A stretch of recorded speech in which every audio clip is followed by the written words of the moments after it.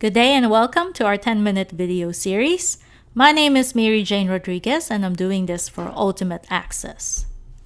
Our video today covers the SEMA Management Case Study Exam for the August 2018 session. Our pre-seen company is a company called Montel, and Montel is a multinational camera manufacturer based in Farland. Our topic for today is the E2 syllabus topic D Part 1.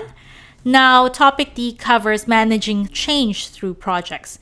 In particular, we are going to advise on important elements in the change process.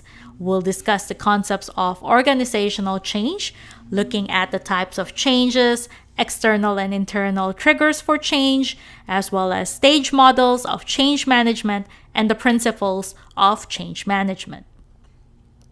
A little bit of background E2 knowledge to cover is we'll look at two change management theory. The first one is something called Luhans' three-stage model of change, and this is a very popular and common one.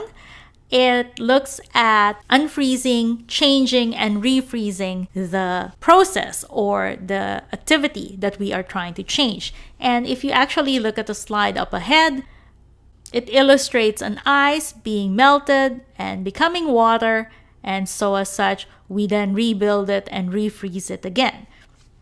And it's in the same way that we look at processes when we want to change them. We unfreeze that process, so we try to break it down and unlearn things that we want to change. We then do the implementation of the change where we test the process. And in the end, once we determine the right way that we want to do it, we refreeze those steps in the process and they become our new process.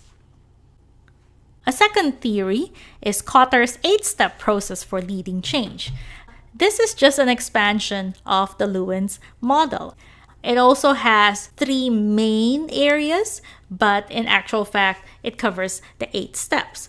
The first area is creating a climate for the change, which covers the first 3 steps that will ultimately lead this change. And we try to get the vision right. We then have the second area, which is engaging and enabling the organization. And this looks at the next 3 steps, which is we need the support of the people, so we need to communicate why we need this change. We enable the employees to act on this change and support the change. And then we look at short-term wins, where each time we get ahead in the process and change something for the better, we notch it down as a short-term win. And then the last area, we have implementing and sustaining the change, where the change already being implemented and we're continuously changing it still to improve upon it, trying to make it stick in the end. Why have we chosen this topic for today? A little bit of pre-seen knowledge to cover is to look at the production process. We do have a manufacturing process at Montel. We manufacture the camera and assemble the body. We also manufacture lenses, and there could be a change in this production process. When we look at Montel could expand or grow by acquiring a new company. And whenever there's an acquisition, there's an introduction of a new process. Either we use the process that our acquired company is using, or we integrate the new company with our process. And of course, Montel is in a tough competitive market, and as such, the risk of redundancy is there. So there could be a redundancy process that could happen to one of our factories. Maybe we decide to stop producing one of the products or something like that. As with all our 10-minute video, we provide a Q&A at the end of the session, and today's question goes like this. The finance director has emailed you the following. I am concerned that we are holding a lot of inventory in our stores and factories. These inventory are mostly already manufactured cameras. I know that we have to manufacture enough to accommodate for demand and then some, but I was thinking perhaps we should broach the idea of just-in-time. Many of our suppliers are located nearby, and it would make more sense for us to produce when we need it.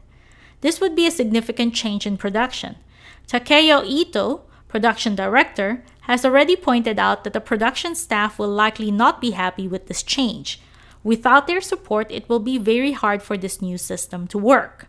We need to understand the production staff's fears and try to manage this change accordingly.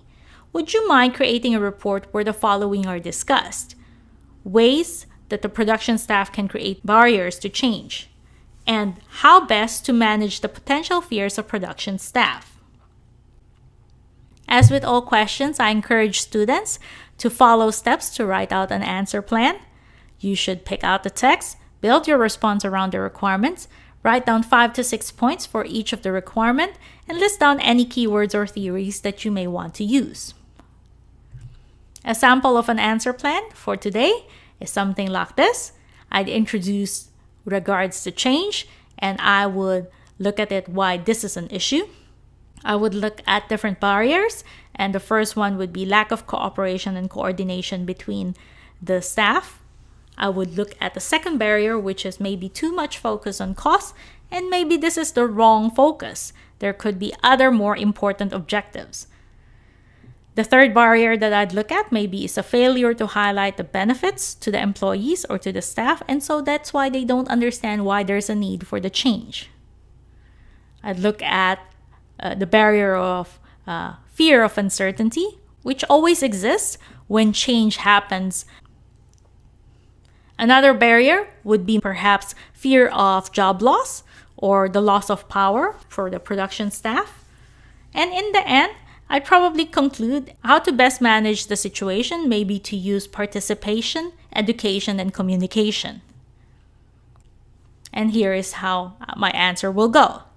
Change is necessary in every business. Just because something is difficult to change or fathom, it does not mean that we should not pursue it. Our production staff could create barriers to change by the way that the change is conceived, designed, and implemented. In this case, production staff may be focusing on the wrong objectives and utilizing the incorrect resources. One crucial point is to ensure that the correct person is chosen to lead the change. This needs to be thoroughly thought out. Here are several barriers for Montel.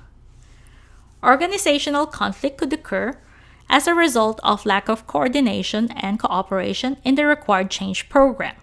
At operational level, we may not know the minute detail of the whole process. Change at this level is painstakingly slow and deliberate. When an assumption about how things currently work are made without proper thought, then it becomes a problem. Managers should place more importance on cooperating with others. Employees may focus exclusively on costs when this is not the sole objective of the change. The reason that the change is implemented is to improve the overall efficiency and productivity of the process. Ultimately, this will lead to customer satisfaction. Failing to appreciate the real reason for the change may cause barriers. There will always be positive and negative comments with regards to any change, especially significant ones. Educating and communicating the benefits of the change to the production staff will go a long way to ensure the staff perceive the change as more positive rather than negative. With any change, uncertainty always comes along. Staff may fear the uncertainty that the change brings. Transparency should be promoted and encouraged through every step of the change. Staff need to be made aware of the change and understand how it impacts on their work. An atmosphere of fear leads to a blame culture and negativity, and the excessive defensive process of protecting one's own back. Something associated with uncertainty is the fear of loss. Perhaps it could be job loss or the loss of power in their part of the process, especially in the buying and production planning department.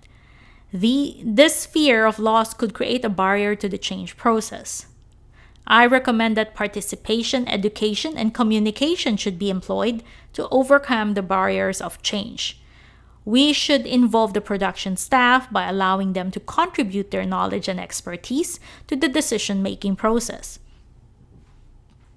The production staff will have more ownership of the process and will feel part of it instead of just following it. Effective communication about the benefits of change to the employees will result in their acceptance of the need to exercise the necessary changes. we should also offer support to them to overcome their fears. And that is it for me today. I hope you enjoyed this video on change management, and I hope your preparation for the case study exam is going well. Good luck for the exams, and I hope to see you next time.